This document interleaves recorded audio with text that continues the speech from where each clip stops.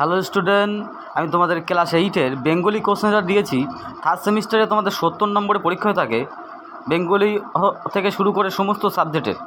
তা বেঙ্গলি কোশ্চেনটা দিয়েছি, তোমাদের বেঙ্গলি কোশ্চেনগুলো কেমন হতে পারে আমি একটা স্কুলের দিয়েছি, কিন্তু তোমাদের যে স্কুলে তোমরা পড়ো না কেন সমস্ত স্কুলের প্যাটার্ন কিন্তু তোমাদের সেম থাকবে, ঠিক আছে? অর্থাৎ কোশ্চেনের প্যাটার্নগুলো কেমন হতে পারে, কিছু কিছু কোচিং কিন্তু তোমাদের মিল থাকবে, ঠিক আছে? কেননা বই কিন্তু তোমাদের একই থাকে, কারণ যারা সরকারি থেকে পড়ছো আর প্রাইভেট থেকে পড়ছো আলাদা। যারা সরকারিতে পড়ছো তাদের কিন্তু বই কিন্তু একই থাকবে। প্রত্যেকে পেজগুলি স্ক্রিনশট করে নিতে পারো, ঠিক আছে? প্রত্যেকে পেজটাকে ফলো করে রাখবে, তাহলে কী হবে, আমি যখনই এডুকেশনাল কোনো ভিডিও করব তোমার সামনে শো করবে, ঠিক আছে? তোমাকে খুঁজতে হবে না।